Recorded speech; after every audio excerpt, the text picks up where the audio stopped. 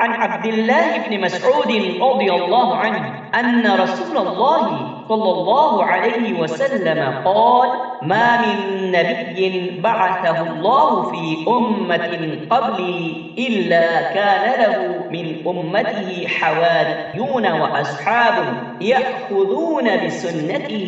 ويقتدون بأمره ثم إنها تخلف من بعدهم خلوف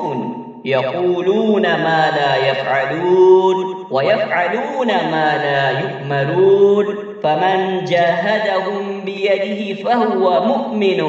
ومن جاهدهم بلسانه فهو مؤمن ومن جاهدهم بقلبه فهو مؤمن وليس وراء ذلك من الإيمان حبة خردل. صحیح مسلم۔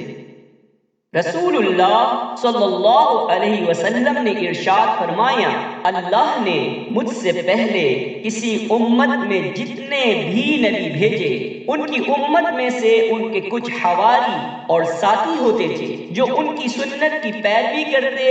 اور ان کے حکم کی فرما برداری کرتے تھے۔ پھر ایسا ہوتا تھا کہ ان کے بعد نالائق لوگ ان کے جانشین بن جاتے تھے۔ وہ زبان سے ایسی باتیں کہتے جن پر خود عمل نہیں کرتے تھے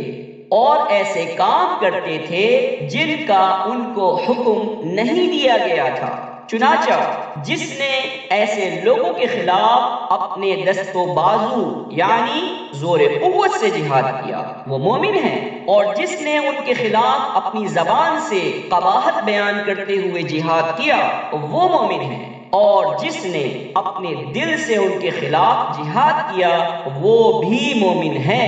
لیکن اس کے بعد تو رائی کے دانے کے برابر بھی ایمان باقی نہیں رہتا۔